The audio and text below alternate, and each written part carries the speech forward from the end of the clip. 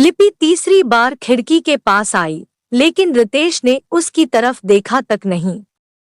रितेश लिपि के घर के सामने चाय की दुकान पर बैठा था और अपने ही ख्यालों में खोया था।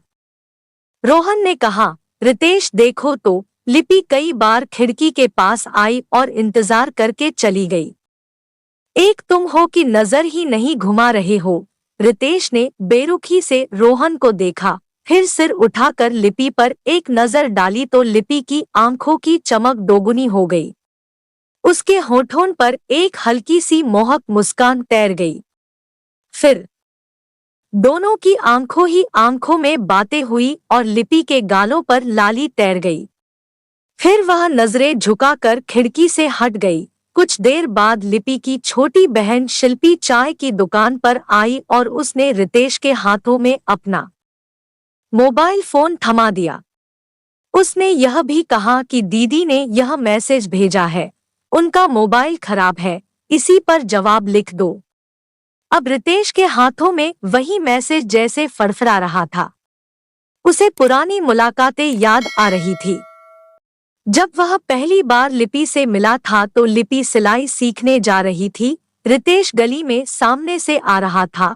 वहीं लिपि से उसकी नजरें चार हुई। तब उसने कई दिनों से लिख कर रखा अपना मोबाइल नंबर हिम्मत करके वही गिरा दिया और लिपि के पास से निकलता हुआ खंभे की ओट लेकर खड़ा हो गया। लिपि धीरे धीरे चलती हुई कागज के पास पहुंचकर रुक गई और दबी नजरों से इधर-उधर देखकर अपने हाथ में पकड़ा रूमाल गिरा दिया।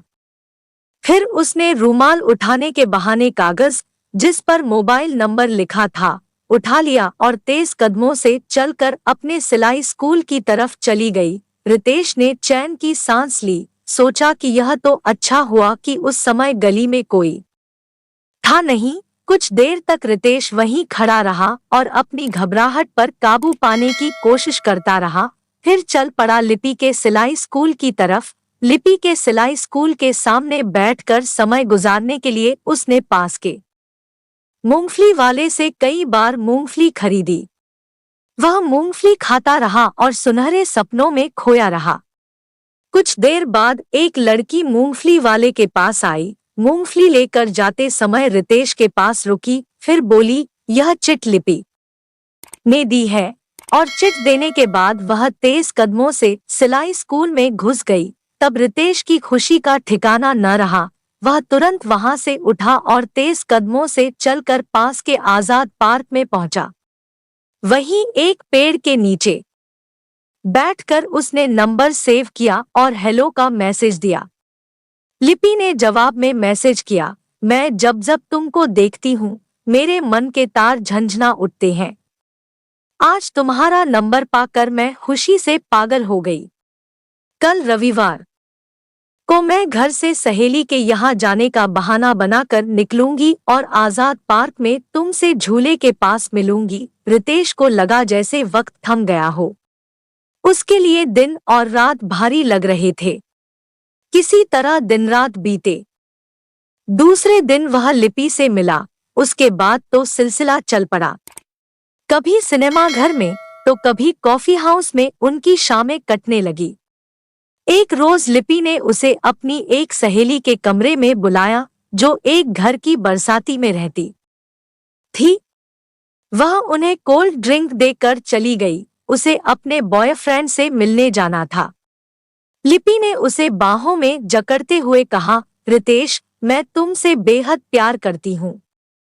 रितेश बोला, मैं भी, पर हमारी जातियां, मैं जातियों को नहीं मानती, कहकर लिपि ने रितेश के होठों पर अपने होंठ रखकर मुंह बंद कर दिया।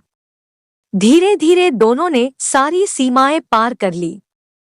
अब दोनों के बीच कोई दीवार नहीं रही। चाय की दुकान पर बैठे रितेश का ध्यान तब टूटा जब रोहन ने उससे कहा, देख तो मैसेज में क्या लिखा है। मैसेज में लिखा था, मेरा मन बहुत घबरा रहा है, मैं तुम्हारे बच्चे की माँ बनने वाली हूँ।